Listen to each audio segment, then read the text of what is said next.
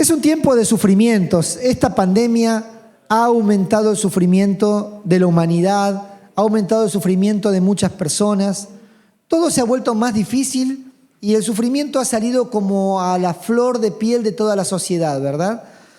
Y la carta que estamos predicando con el pastor Biondi es una carta que se escribe en medio de un contexto de sufrimiento, en particular sufrimiento sobre la iglesia, sufrimiento sobre hombres y mujeres de fe, una iglesia que estaba pasando muchas pruebas, muchas dificultades. Y cómo una iglesia y cómo un hombre de fe y una mujer de fe puede mantener la esperanza en medio del sufrimiento. ¿Es posible mantener la esperanza en medio del sufrimiento? Yo puedo compartir esperanza a pesar de que hay sufrimiento en mi vida. Puedo compartir esperanza porque esa esperanza es la que me sostiene en medio de mi sufrimiento. ¿Qué es lo que me sostiene? La esperanza que hay en Jesucristo. Por eso es la esperanza que sostiene a los que han tenido pérdidas en este tiempo. Hay muchos que han despedido padres, personas que han despedido hermanos, personas que han despedido hijos. ¿Y qué es lo que ha sostenido en este tiempo? Ha sostenido la esperanza, esa esperanza firme en Jesucristo. Pero ¿cómo podemos compartir esperanza en medio del sufrimiento? En primer lugar, tenemos que compartir esperanza cuando nosotros en nuestra vida nos esforzamos por hacer el bien. Vivamos en esta vida esforzándonos por hacer el bien. El llamado en esta mañana, en medio de un tiempo de sufrimiento para las familias, para la Argentina, para la humanidad, es que vivamos esforzándonos por hacer el bien. En medio de este sufrimiento, esforcémonos más que nunca por hacer el bien. El apóstol Pedro escribe acá con una especie de generalidades que también se encuentran en el libro de los Proverbios, donde en general ciertos principios se cumplen. Es decir, por lo general estas reglas suceden en la vida. Y una de esas cosas que suceden es esto que dice el apóstol Pedro en el capítulo 3, versículo 11. Y a ustedes, ¿quién les va a hacer daño si se esfuerzan por hacer el bien? ¿Quién te va a hacer daño si tu esfuerzo es el hacer el bien? Él simplemente dice que te va a ir mejor si vos te esforzás por hacer el bien, por bendecir este mundo.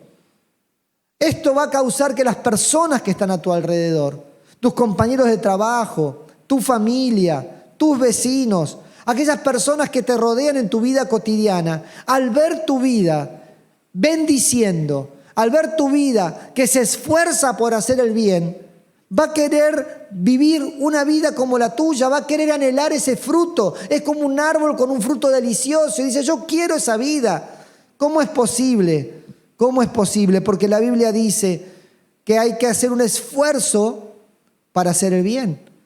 A veces tenemos que esforzarnos en personas que tenemos que hacerle bien cuando ellos nos complican la vida. Pero claramente lo que dice la Biblia es, no es necesario que sientas hacer el bien. No es una cuestión emocional, es una cuestión de decidir. Yo decido hacer el bien. Hay personas que están a mi alrededor en la familia, donde yo decido hacerles el bien, donde me esfuerzo por hacerles el bien. Claramente, si mi vida está en medio de otros, mi vida que bendice a los otros debe hacer mejor la vida de los que me rodean. Esta iglesia tiene que esforzarse por hacer el bien a la comunidad que la rodea. Cada martes que yo vengo y cada martes que venimos con el pastor Biondi al ministerio de Hacete Cargo, donde 100 personas, 120 personas reciben su vianda. Yo veo el esfuerzo de los colaboradores que cada martes con el frío, con la llovizna, con el viento, vienen a servir. Vienen a cocinar, vienen a servir los platos, vienen para limpiar toda la cuadra para que no quede sucia la cuadra, para que los vecinos no se enojen. Veo a Leo limpiando la olla con agua fría, porque no tenemos agua caliente para limpiar las ollas porque no entra. Y lo veo al cocinero Juan esforzándose que ahora ya no quema más las ollas, para que los que la limpiamos no suframos, ¿no? Vos te perdiste el martes no estaba quemada la olla, te perdiste la bendición de lavar ollas no quemadas. A mí me sacó la bendición Carlitos. Carlos agarró a la olla, la vio que no estaba quemada y dijo, la lavo yo. Pero si la iglesia sigue esforzándose por hacer el bien en una comunidad que la rodea, la comunidad debería entristecerse si un día esta iglesia no está. Muchos deberían lamentarse de que una iglesia que se esfuerza por hacer el bien, si un día esta puerta se cerrara, deberían llorar. Porque fue una iglesia que se esforzó por hacer el bien. Lo mismo tiene que pasar con vos. Lo mismo tiene que pasar con vos. En todo lugar donde hay seguidores de Jesús, tienen que haber hombres y mujeres que se esfuerzan por hacer el bien. Deben expresar el amor de Dios. Debes hacer del lugar donde estás un pedazo de cielo. Y las personas deben decir, ¿de dónde viene este tipo? ¿De dónde viene esta mujer? ¿De dónde viene esta persona que siempre nos llena de esperanza, que siempre hace el bien, que siempre está allí pensando en el bien del otro? ¿Qué es un extraterrestre? ¿De dónde viene? ¿De la estratosfera? ¿De dónde venís? ¿Del cielo? Hay personas que, claro, parece que vienen del infierno, ¿no? Pero los cristianos, esforzándonos por hacer el bien, somos personas que debemos hacer sentir al otro que venimos del cielo. Es importante que te esfuerces por hacer el bien. No dejes de hacer el bien, porque muchas veces podemos ser engañados por nuestros sentimientos. Yo no. Es una cuestión de decidir. En segundo lugar, para compartir esperanza en medio de este mundo desesperanzado, para compartir esperanza en medio de todo sufrimiento, vivamos haciendo el bien en medio del sufrimiento. Porque hacer el bien cuando todo nos va bien es más fácil. Pero también el apóstol Pedro estaba sufriendo a no dejarse conquistar por el sufrimiento, sino a compartir esperanza en medio del sufrimiento. Y él les dice en el capítulo 3, versículo 14, pero si hacen el bien y aún así tienen que sufrir, Dios los bendecirá. Está diciendo, es verdad, en esta vida hay gente que te complica la existencia. Hay gente que te hace difícil la vida, hay aguijones en la carne, personas que lo único que hacen muchas veces es causarte dolor, personas que son una traba en tu vida, que te ponen ruedas, que te ponen palos en la rueda, que no les gusta que triunfes, que te desaniman, que vos querés comenzar algo y te dicen, no, pero eso vas a hacer, a vos no te da. En medio de la pandemia querés soñar, querés emprender cosas nuevas para tu vida y hay gente jorobada, para no decir otra palabra, que lo único que te dicen es, no, vos no vas a poder, que te va a ir mal, para que en este país no se pueda hacer nada, y menos vos que tenés 2 dedos de frente, siempre te ha salido mal todo, ¿no? Gente que te complica la vida, y cuando te ordenaste un poquito vuelven a tu vida, ¿viste? Te estás ordenando, te estás acomodando y parece que vuelven. Es que hay gente cruel, hay gente en oscuridad. Hay gente totalmente mala onda. Hay esa gente a tu alrededor. Hay en la familia, hay en el trabajo. Hay vínculos de personas que son así. Pero ¿qué hacemos por esas personas? ¿Qué hacemos? ¿Le devolvemos mal por mal? ¿Qué hacemos? ¿Dejamos que el sufrimiento que nos cause gobierne nuestras acciones, nuestros pensamientos? ¿O la bendecimos? Le hacemos bien, oramos por ellos, para que esas personas en oscuridad puedan recibir la luz de Jesucristo, para que esa persona que causa dolor sea sacado de ese lugar de maldición y sea trasladado a un lugar de bendición, donde en lugar de causar dolor pueda bendecir a otros. ¿Saben una cosa? En la escuela secundaria, cuando yo me convertí, a los 17 años, tenía una chica que se llamaba Alejandra.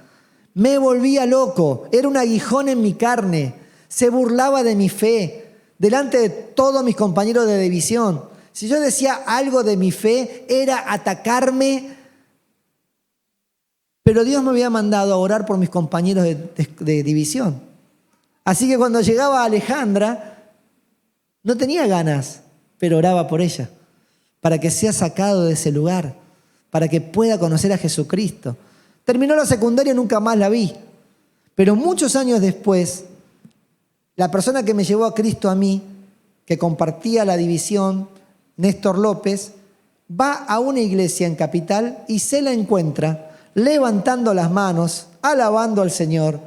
Y cuando ella lo ve a Néstor, lo primero que hace es decirle a Morales que tenía razón. Jesucristo es la esperanza. Jesucristo es la esperanza. Tenemos que orar, tenemos que orar. ¿O ustedes piensan que el apóstol Pablo no causó dolor antes de conocer a Cristo? La misma palabra lo dice y él mismo confiesa sus pecados antes de conocer a Cristo. Él dice: yo soy el primero de los pecadores, porque blasfemé, perseguí a la gente, lastimé gente, los iba a buscar abajo de sus camas para llevarlos, para que los azoten, para que los metan en cárceles. Esa persona recibió a Cristo y hubo misericordia para él, hubo perdón para él, hubo nueva vida para él. Por eso no nos cansemos de hacer el bien en medio del sufrimiento. Oremos por esas personas, porque todos pueden llegar a la gracia, todos pueden llegar a la misericordia, como llegaste vos y como llegué yo. No sé si ustedes conocen el himno Amazing Grace, Admirable Gracia. ¿La conocen? ¿Sí? Algunos no, ¿no? ¿Sí? ¿Te acuerdan cómo era? ¿Ninguno? Sublime gracia del Señor, que a mí, pecador, salvó. El autor de la letra de ese himno era un esclavista, una persona que traficaba esclavos. Y cuando en medio del mar lo agarraba una tormenta y había que eliminar peso del barco, aligerar el peso, ¿sabe a quién tiraba a las aguas? A los esclavos que llevaba. Esa persona conoció la gracia, la misericordia, se arrepintió de sus pecados y escribió este himno que ha tocado la vida de miles y miles de personas para que puedan alcanzar perdón y gracia por medio de Jesucristo. En medio de todo sufrimiento, no nos cansemos de hacer el bien, porque Dios nos bendecirá. Dios es el que bendice. No busques esperar la bendición del que haces bien. Dios te va a bendecir. Dios te va a bendecir por encima de ellos, porque nadie va a poder robarte la bendición de Dios. Nadie va a robarte la bendición de Dios. Por eso es que el apóstol Pablo, que conoció la gracia, esa vida que causaba dolor y comenzó aquel que causó dolor, ahora causaba bien, ahora llenaba de esperanzas a la gente, ahora daba su vida para que los demás tuvieran esperanza y salieran de la oscuridad y pudieran conocer la luz de Jesucristo. Esa persona, el apóstol Pablo, escribe a una iglesia en Galacia, a los llamados Gálatas, y les dice en el capítulo de hacer el bien. No nos cansemos de hacer el bien, porque a su debido tiempo cosecharemos si no nos damos por vencidos. No nos cansemos, no dejemos que el mal conquiste nuestro corazón. No seamos vencidos por lo malo, sino que tenemos que vencer el mal con el bien. No te canses. Todavía pueden suceder cosas buenas sobre tu vida. No te canses. Todavía pueden llegar días mejores sobre tu vida y sobre tu familia. No te canses de seguir caminando en el camino de la esperanza. No te canses de seguir confiando en Dios. No dejes que tu corazón se endurezca por el sufrimiento. No dejes que el sufrimiento cause callos en tu corazón. No lo permitas. Ya el dolor te está causando sufrimiento. No dejes que encima ese sufrimiento se vuelva una costra imposible de sacar. No, Trabajá ese sufrimiento con la esperanza de que vendrán días mejores, de que vendrá restauración, de que vendrán tiempos donde dejarás atrás el dolor y lo que con lágrimas sembraste, con regocijo cosecharás. Vendrán tiempos de nuevas alegrías sobre tu vida. Vendrán tiempos de restauración. Vendrán tiempos donde atrás quedará el dolor, atrás quedarán las lágrimas y la risa conquistará. Hay personas que pueden volverte complicada la vida y la existencia. Hay circunstancias que pueden causarte dolor, pero ¿sabes una cosa? La bendición de Dios nadie te la quitará. Nadie te la quitará. Y para compartir esperanza en medio del sufrimiento, es necesario que vivamos una vida sin miedo. En tercer lugar, vivamos vidas sin miedo. Era un tiempo de prueba para la iglesia de Cristo. Y el apóstol Pedro le dice a esos cristianos que la pasaban mucho peor de lo que la pasás vos y de lo que lo paso yo. El sufrimiento que hoy tenemos nosotros no es comparable con los sufrimientos que tenía esta iglesia. Y el apóstol Pedro le dice a esta iglesia que podía tal vez tener miedo y temor de lo que les estaba pasando. Les dice lo siguiente, en el capítulo 3, versículo 14. No teman lo que ellos temen, ni se dejen asustar. No teman lo que ellos temen. Las personas sin fe temen cosas que ustedes no deben temer. Las personas sin fe se asustan por cosas que ustedes no se deben asustar. No se atemoricen, no se asusten. Y esta palabra también es para nosotros hoy. Hoy la situación que estamos viviendo de pandemia genera temor en los corazones de las personas. Hay personas aterrorizadas, sus corazones están atemorizados, viven prisioneros del miedo. Y prisioneros del miedo han perdido todo. Hay personas que se han dejado gobernar por el miedo. Y por ser gobernados por el miedo, ya no predican a Cristo, ya no sirven al Señor, ya no ponen sus dones a servicio del reino, ya no se conectan con su familia espiritual. Están prisioneros del miedo y del temor. Salí del miedo, no temas lo que este mundo teme, no te dejes asustar. Todos los días hay asustadores seriales que salen con su ametralladora de palabras y de frases que lo único que hacen es asesinar la alegría, la esperanza y los sueños de las personas. Entonces no te dejes asustar por ellos, no te dejes asustar. Confía en Cristo, deja que la palabra de Dios llene tu mente y tu corazón. No puede ser que llene tu mente y tu corazón, que todo el día estés escuchando que sale una nueva variante, que es la variante Delta, después va a venir la variante Alfa, la variante Omega y la variante lo que sea. Y te vas a estar conquistado constantemente por el miedo, el susto, el temor. Vivamos una vida no rindiéndonos al temor, no sirviendo al temor. No podemos servir a dos señores, déjeme parafrasear la gran frase. No podemos servir a Dios y al miedo. No podemos. ¿A quién servís? Porque ¿qué hubiese hecho esta iglesia entonces? Si hubiesen escondido, si hubiesen guardado y hubiesen dejado de predicar y hacer misión, vos y yo no estaríamos acá.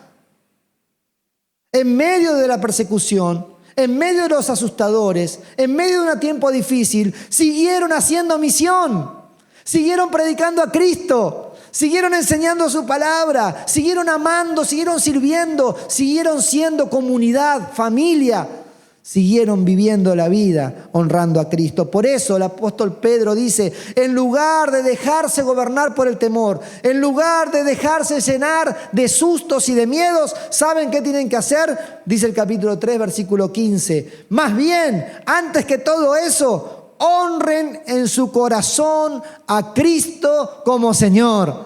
¿Quién es el Señor de tu vida? ¿Es el miedo? ¿Quién es el Señor de tu vida? ¿El susto? ¿Quién es el Señor de tu vida? Cristo. ¿Quién es el Señor de tu vida? ¿Quién es el Señor de tu vida? ¿Y a quién vas a servir?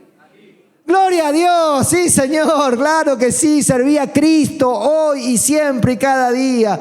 Que honremos a Cristo, no debemos temer a nadie más, a ningún virus que puede matar el cuerpo. Miren, Jesús mismo le dice a sus discípulos, no teman a los que pueden matar el cuerpo, pero no pueden tocar el alma. Solo teman a Dios. Si temes a Dios, vas a ser libre de temer a cualquier otra cosa. En cuarto lugar, vivamos confiando de que Dios trabaja en medio de mi sufrimiento. ¿Sabes una cosa? No es la explicación del sufrimiento lo que te va a dar paz. Muchas veces nosotros nos preguntamos, ¿por qué me pasó esto?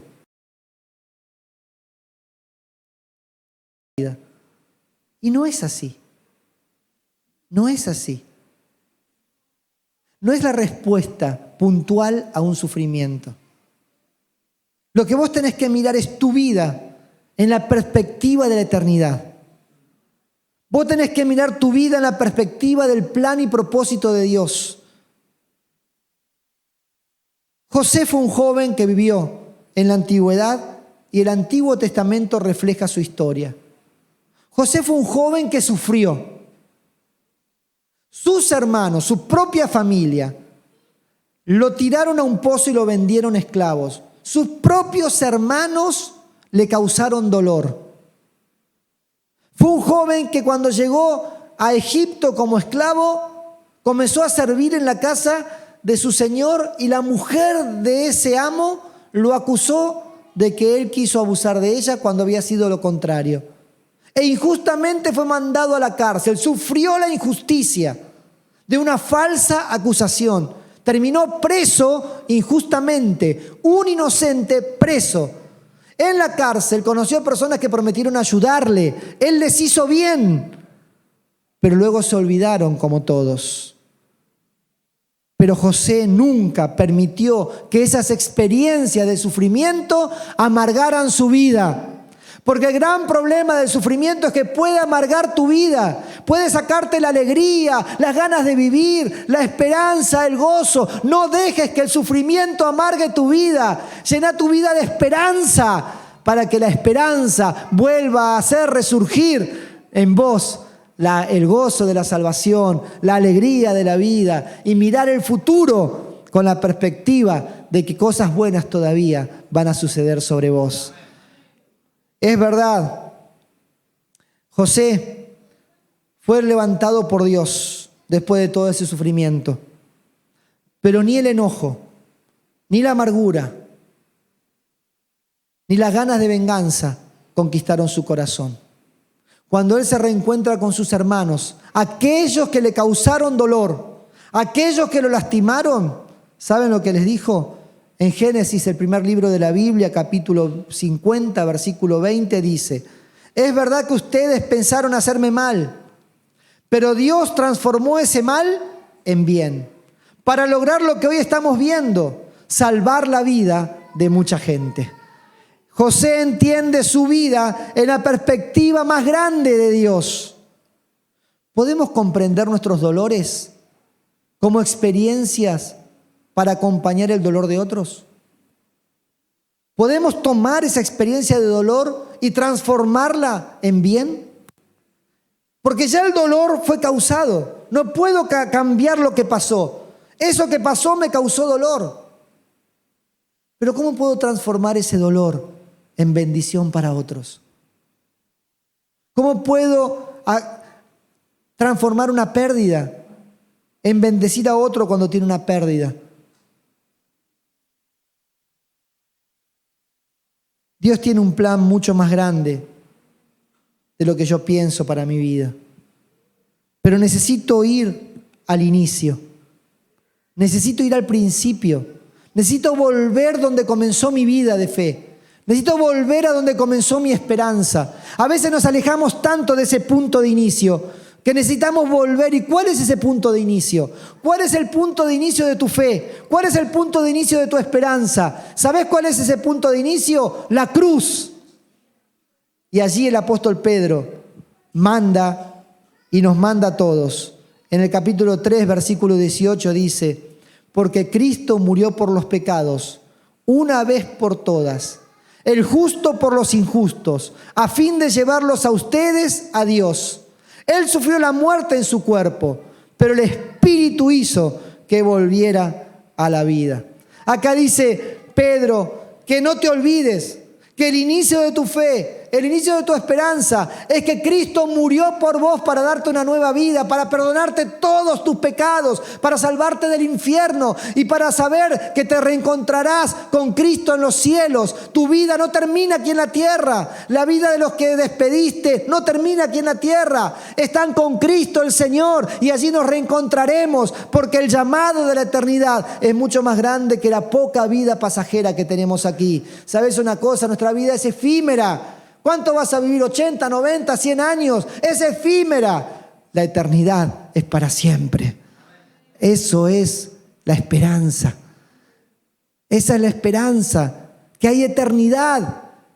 Y esa esperanza está basada en que Cristo resucitó de entre los muertos. Esa esperanza está para nosotros basada en que Cristo nos perdonó nuestros pecados y nos acercó a Dios para darnos vida eterna. Pero en último lugar, vivamos vidas para compartir nuestra esperanza. ¿Por qué tenés esperanza en medio del sufrimiento? ¿No hay gente que cuando pasás una experiencia de dolor te pregunta, ¿cómo podés estar entera? ¿Cómo podés estar entero en este momento? ¿Cómo podés tener paz en este momento? ¿Cómo podés tener esa paz con esto que te está pasando? Ese es el momento para compartir tu esperanza. El motivo de tu paz.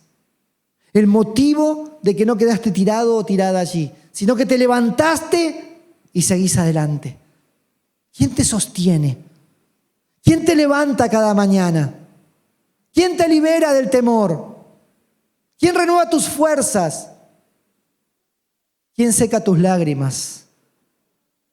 ¿Quién llena cada día de fuerzas para continuar en medio de todo sufrimiento? Es Jesucristo. Por eso tenemos que vivir vidas para compartir nuestra esperanza. Dice el apóstol Pedro, estén siempre preparados para responder a todo el que les pida razón de la esperanza que hay en ustedes. Pero háganlo con gentileza y respeto, manteniendo la conciencia limpia, para que los que hablan mal de la buena conducta de ustedes en Cristo se avergüencen de sus calumnias. Necesitamos nosotros compartir la esperanza. Compartí esa esperanza.